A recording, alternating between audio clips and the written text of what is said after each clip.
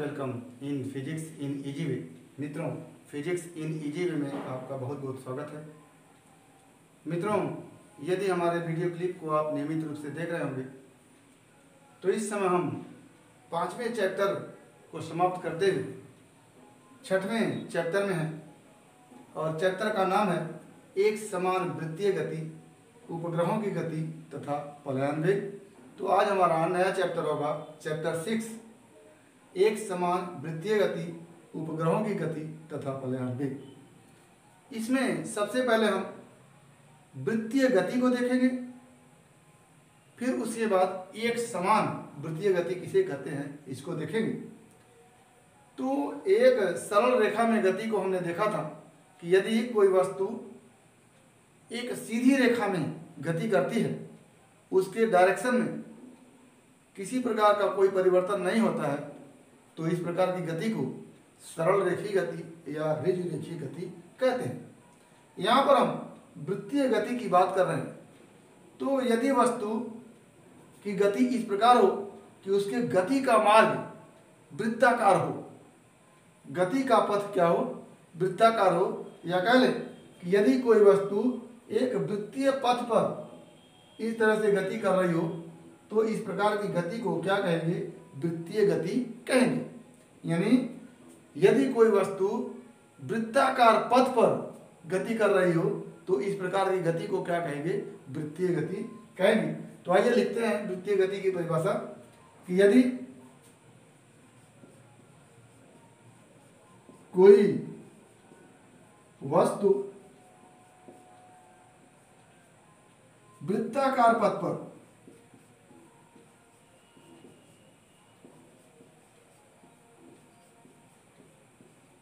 गति कर रही हो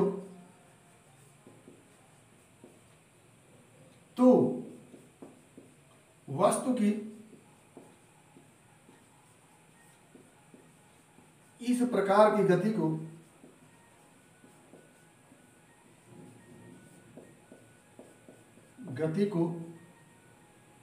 वृत्तीय गति कहते हैं। यह हो गया कि यदि कोई वस्तु वृत्ताकार पथ पर गति कर रही हो तो इस प्रकार की गति को क्या कहते हैं, वृत्तीय गति कर रहे हैं। तो ये वस्तु है, मान लीजिए किसी समय बिंदु ए पर है और ये वस्तु एंटी क्लॉकवाइज डायरेक्शन में वृत्त पर गति कर रही हो या वृत्ताकार पथ पर गति कर रही हो तो वस्तु की इस प्रकार की गति क्या हो गई, वृत्तीय गति हो गई।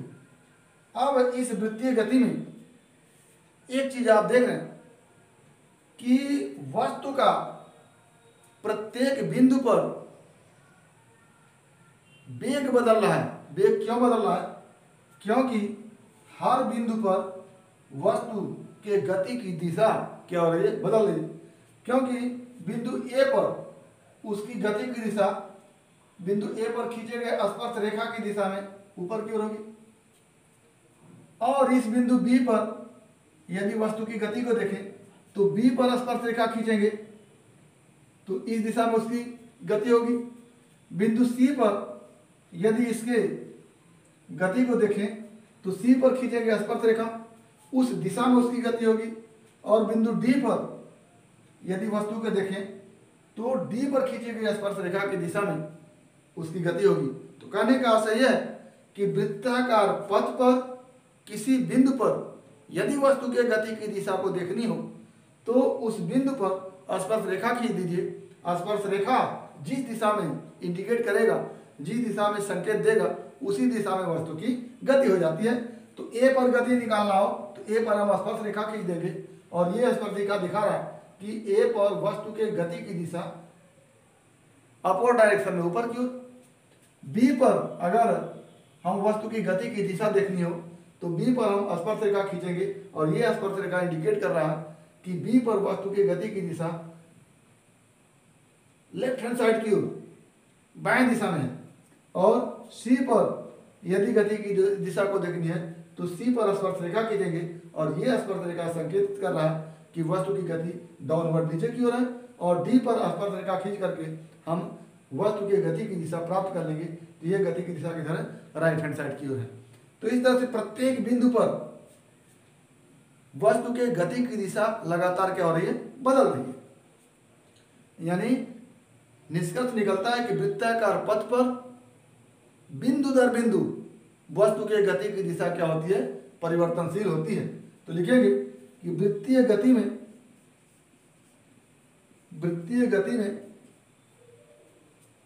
वस्तु की गति की दिशा प्रत्येक बिंदु पर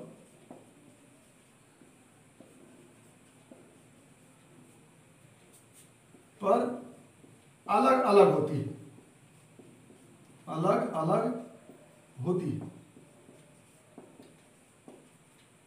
अब अगर प्रत्येक बिंदु पर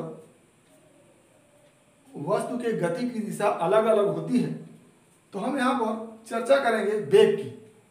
हम लिखते हैं वेग में क्या होता है? चाल होता है, परिमाण होता है और दिशा दोनों होता है। अगर हम वेग को मान लेते हैं 4 मीटर प्रति सेकेंड और इसमें हम दिशा भी जोड़ते हैं प्लस दिशा, वेग बराबर परिमाण 4 मीटर पर सेकेंड मान लेते हैं और दिशा देख लेते हैं। तो चूंकि इस वृत्ताकार पथ पर गति कर रहे वस्तु की प्रत्येक बिंदु पर दिशा क्या है? बदल रही है और वेग में परिमाण भी है और दिशा भी है। तो दिशा के बदलने से वस्तु के वेग में लगातार परिवर्तन हो रहा है। इसका मतलब यह हुआ कि वृत्ताकार पथ पर गति कर रहे वस्तु के वेग में लगातार परिवर्तन होता है। वो किसके कारण होता है? दिशा में परिवर्तन के कारण होता है। तो लिखेंगे प्रत्येक बिंदु पर अलग अलग होती है गति की दिशा। तो अगर दिशा अलग अलग है तो वेग भी क्या होगा? अलग अलग होगा। अतः वस्तु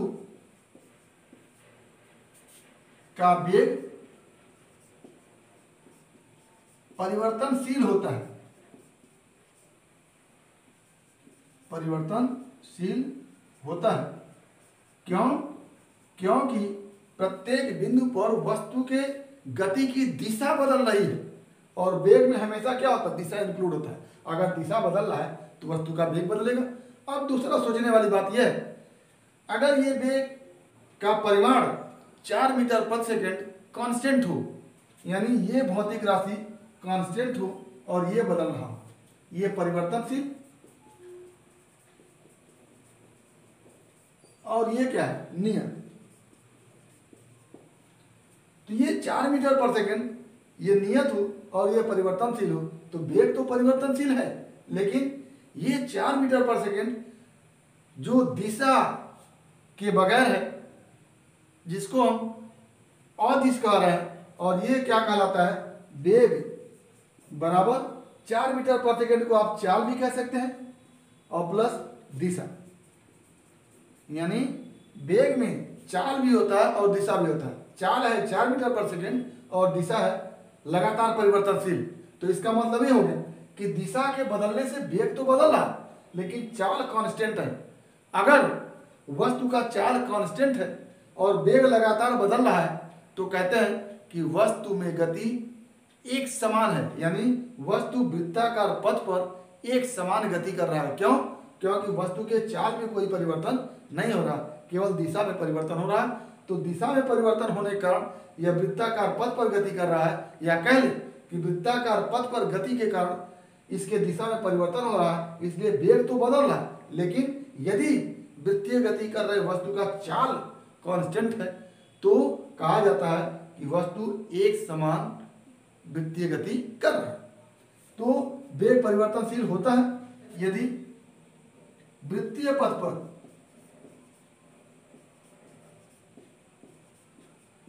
गति कर रहे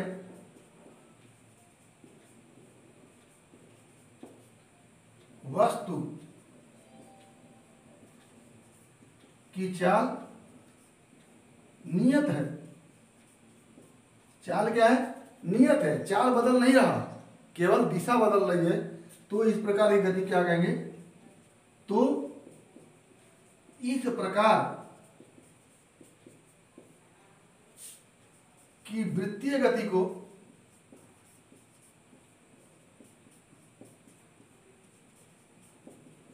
एक समान वृत्तीय गति कहते हैं। तो क्या क्या अभी देखा हमने, यदि वस्तु वृत्तीय पथ पर गति कर रहा होता है तो वस्तु की इस प्रकार की गति को वृत्तीय गति कहते हैं, और वृत्तीय गति कर रहे वस्तु का प्रत्येक बिंदु पर गति की दिशा लगातार क्या होती है, परिवर्तनशील होती है।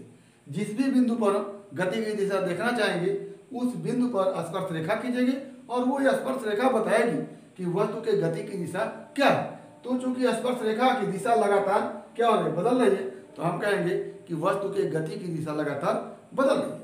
अब जब वस्तु के गति की दिशा लगातार बदल रही है तो वेग में चाल भी होता है और दिशा भी होता है, और या तो चाल बदले तो वेग बदलता है, दिशा बदले तो वेग बदलता है, और चाल और दिशा दोनों बदले तो भी वेग बदलता है। तो इस वृत्तीय गति कर रहे वस्तु के गति की दिशा लगातार बदल रही है, इसका मतलब यह हो गया कि वेग लगातार बदल रहा है। एक तथ्य तो निश्चित हो गया कि वृत्तीय पथ पर गति कर रहे वस्तु में गति की दिशा बदलने के कारण लगातार उसका वेग क्या होता है, बदलता रहता है। तो वृत्ताकार पथ पर गति कर रहे वस्तु का वेग लगातार बदलता रहता है, क्यों, क्योंकि दिशा बदलती है। अब एक वृत्तीय पथ पर गति कर रहे वस्तु में एक और फैक्टर है चाल। अगर चाल बदल रहा है तो असमान वृत्तीय गति होगी, और यदि चाल कांस्टेंट है, केवल दिशा बदल रही है, तो इस प्रकार की गति क्या हो जाएगी, एक समान वृत्तीय गति हो जाएगी। तो इसको आप लिखें, यदि वृत्तीय पथ पर गति कर रहे वस्तु की चाल नियत हो, यानी चाल बदल नहीं रहा, केवल दिशा बदल रही हो, तो इस प्रकार की गति क्या कहलाती है, एक समान वृत्तीय गति कहलाती है। तो हमने इस तथ्य में हमने लिखा है कि यदि वस्तु एक वृत्ताकार पथ पर गति कर रही होती है तो उसे वृत्तीय गति कहते हैं, और वृत्तीय गति में लगातार दिशा बदलता रहता है, इसलिए वृत्तीय गति में वस्तु का वेग लगातार क्या होता है, बदलता रहता है, और वेग बदलने पर वस्तु का वेग क्या होता है, परिवर्तनशील होता है। और चूंकि वेग में चाल और दिशा दोनों होती है, यदि चाल नियत होता है, केवल दिशा बदल रहा होता है, तो वस्तु के इस प्रकार की वृत्तीय गति को एक समान वृत्तीय गति कहते हैं। एक समान वृत्तीय गति किसे कहते हैं, यदि वृत्तीय गति कर रहे वस्तु का चाल नियत हो तो इस प्रकार की गति को एक समान वृत्तीय गति कहते हैं। वृत्तीय गति में वस्तु की गति की दिशा क्या होती है, लगातार क्या होती है, परिवर्तनशील होती है, या इसको हम कहते हैं कि वेग की दिशा लगातार क्या होती है, बदलती रहती है। और दिशा बदलने के कारण वेग लगातार बदलता रहता है, और वेग जब लगातार बदलता रहता है तो वेग में परिवर्तन होता है, और वेग में जब परिवर्तन होता है तो आप एक और तथ्य जानते हैं, त्वरण बराबर वेग परिवर्तन बटा समय। तो आप यहां से देखें कि वृत्तीय पथ पर गति कर रहे वस्तु के दिशा में लगातार परिवर्तन होने के कारण वेग में परिवर्तन होता है, और जब वेग में परिवर्तन होगा तो क्या होगा, त्वरण होगा। यानी एक और तथ्य निकल के आया कि वृत्तीय पथ पर गति कर रहे वस्तु के वेग में परिवर्तन के कारण उसमें एक त्वरण भी होता है। क्या लिखेंगे, एक समान वृत्तीय गति कहते हैं। आगे लिखेंगे, चूंकि वृत्तीय पथ पर गति कर रहे वस्तु के वेग में परिवर्तन होता है अतः त्वरण ए बराबर वेग परिवर्तन बटे समय के अनुसार वस्तु में त्वरण भी होता है, वस्तु में त्वरण भी होता है। तो एक और तथ्य आपके सामने आया कि चूंकि वृत्ताकार पथ पर गति कर रहे वस्तु की दिशा में लगातार परिवर्तन होता है, जिसके कारण वस्तु के वेग में परिवर्तन होता है, और हम जानते हैं कि त्वरण बराबर वेग परिवर्तन बटे समय होता है। तो जब वेग परिवर्तन होता है तो वस्तु में त्वरण भी होता है, और इस त्वरण की दिशा लगातार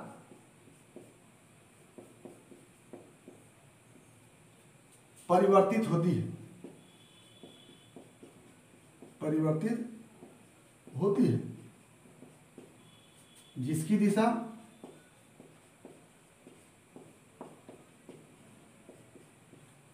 सदा वृत्ताकार पथ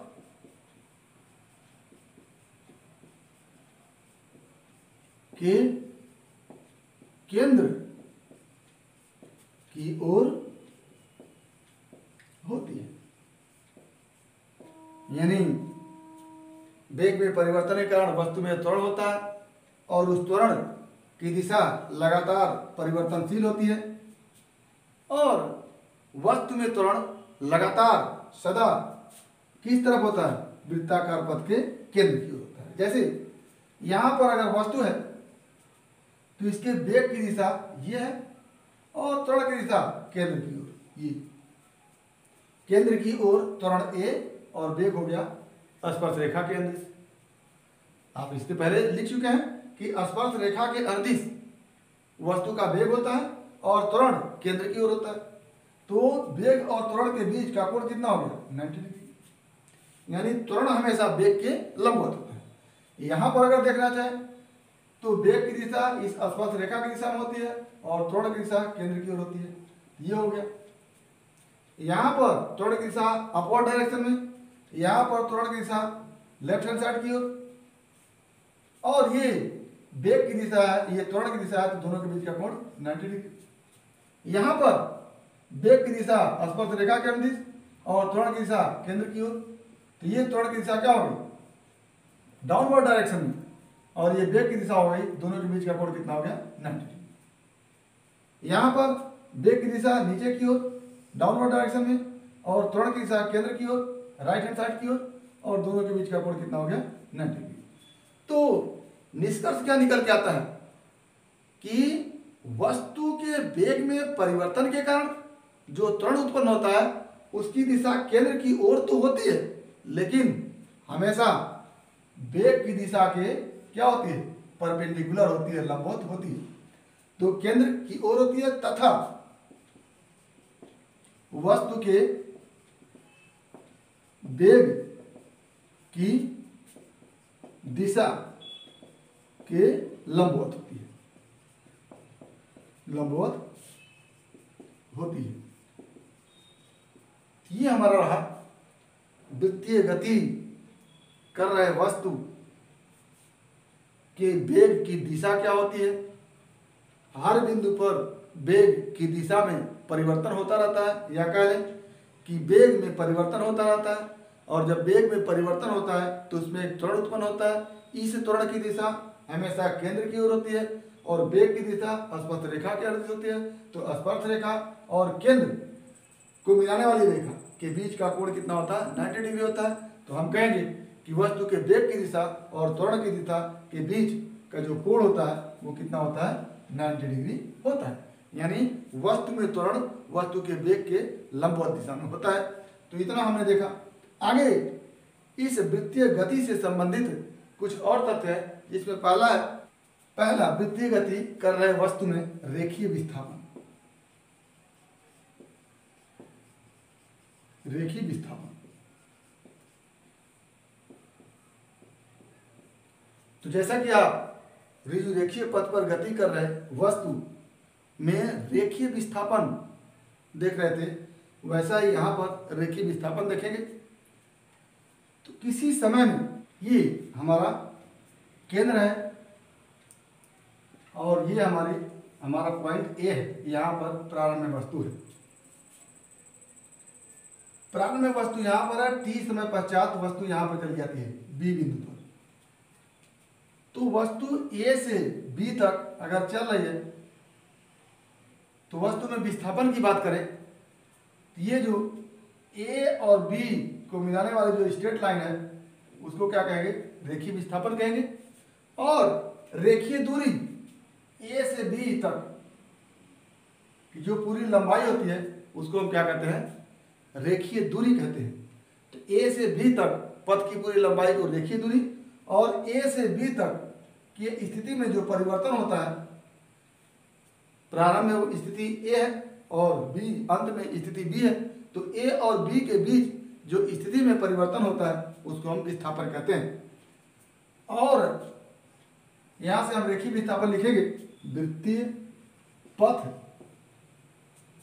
पर गति कर रहे वस्तु की स्थिति में वस्तु के किसी समय अंतराल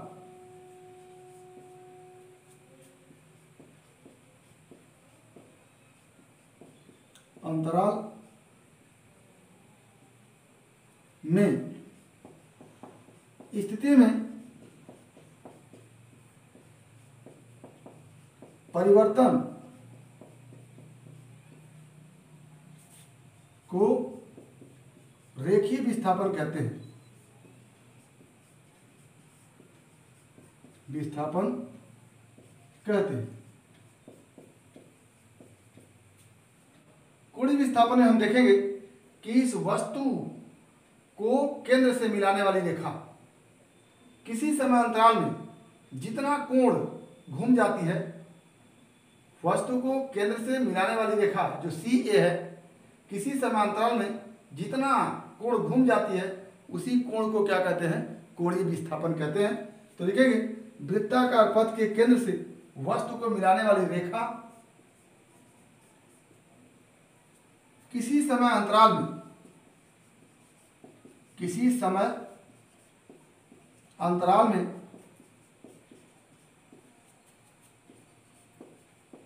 जितना कोण घूम जाती है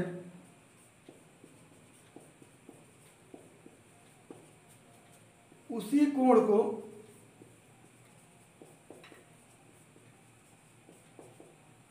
कोणीय विस्थापन कहते हैं। कोणीय विस्थापन कहते हैं।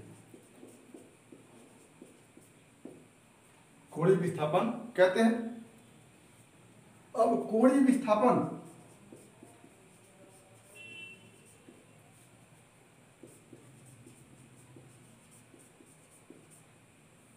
बराबर किसी समय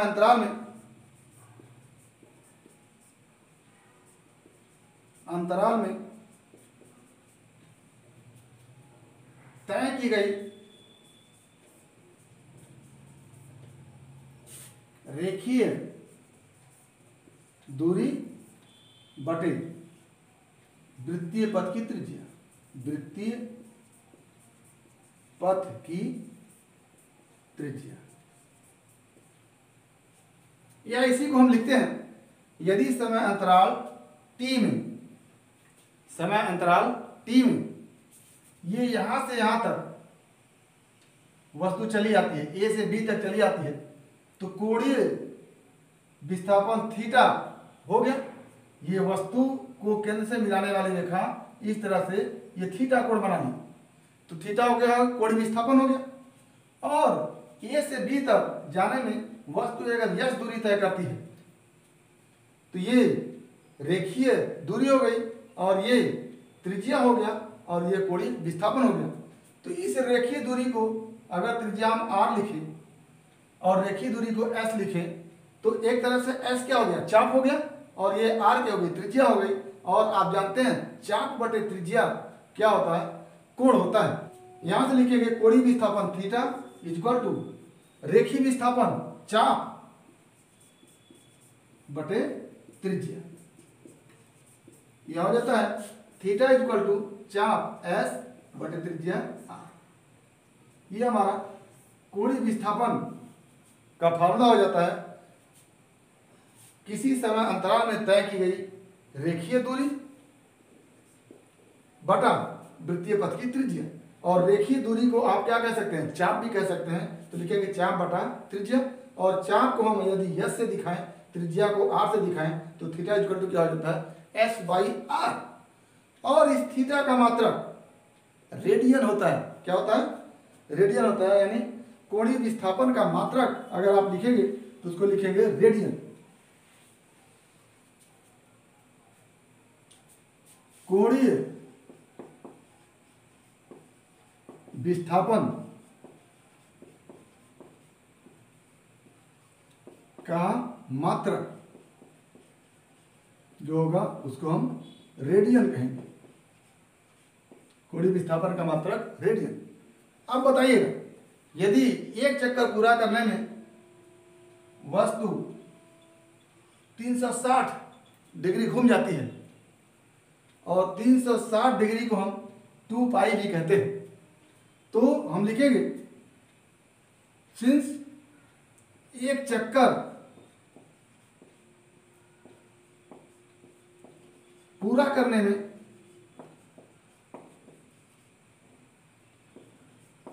वस्तु 2 पाई रेडियन या 360 डिग्री घूम जाती है, अतः 2 पाई रेडियन बराबर 360 डिग्री होगा, या फिर क्या लें पाई रेडियन बराबर 180 डिग्री। तो ये हमारा एक रेडियन और अंश में डिग्री में संबंध बन जाता है, पाई रेडियन बराबर 180 डिग्री। और कोणीय विस्थापन का विमीय सूत्र, कोणीय विस्थापन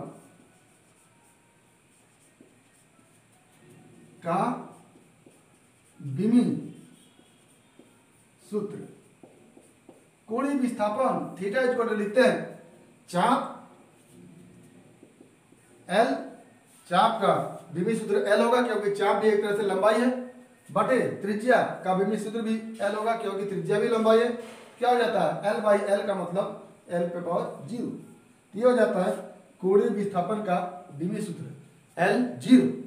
तो ये हमारा रहा वृत्तीय गति किसे कहते हैं, एक समान वृत्तीय गति किसे कहते हैं, वृत्तीय गति कर रहे वस्तु का वेग किस तरह से परिवर्तनशील होता है, या वस्तु के वेग की दिशा किस तरह से बदलती है, और वेग की दिशा बदलने से या वस्तु के गति की दिशा को बदलने से वस्तु के वेग में परिवर्तन होता है, और वेग में परिवर्तन होने के कारण वस्तु में त्वरण होता है। तो वेग की दिशा क्या होती है, वस्तु में त्वरण की दिशा क्या होती है, इसको हमने जाना। और रेखीय विस्थापन किसे कहते हैं उसको देखा हमने, और कोणीय विस्थापन किसे कहते हैं उसको देखा, और कोणीय विस्थापन का मात्रक क्या होता है उसको देखा, और पाई रेडियन बराबर 180 डिग्री होता है उसको हमने देखा, साथ ही कोणीय विस्थापन के विमीय सूत्र को देखा।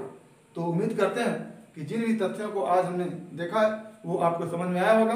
आगे के वीडियो क्लिप में हम कोणीय वेग को देखेंगे, और कोणीय वेग तथा रेखीय वेग में संबंध को स्थापित करेंगे। तो आगे का टॉपिक अगले वीडियो क्लिप में। उम्मीद करते हैं कि आज का वीडियो क्लिप आपको पसंद आया होगा, और यदि ऐसा है तो हमारे वीडियो क्लिप को आप लाइक करेंगे, शेयर करेंगे, साथ ही हमारे यूट्यूब चैनल को सब्सक्राइब करेंगे, ताकि इस तरह का हर वीडियो क्लिप आप तक बिना किसी रिकॉर्ड के पहुंचता रहे, या इस तरह के हर वीडियो क्लिप का नोटिफिकेशन आपको मिलता रहे, और आपके एग्रीकल्चर फिजिक्स की तैयारी मुकम्मल रूप से होती रहे। तो आज बस इतना ही। आपके भविष्य के लिए एक बार फिर बेस्ट ऑफ लक। धन्यवाद।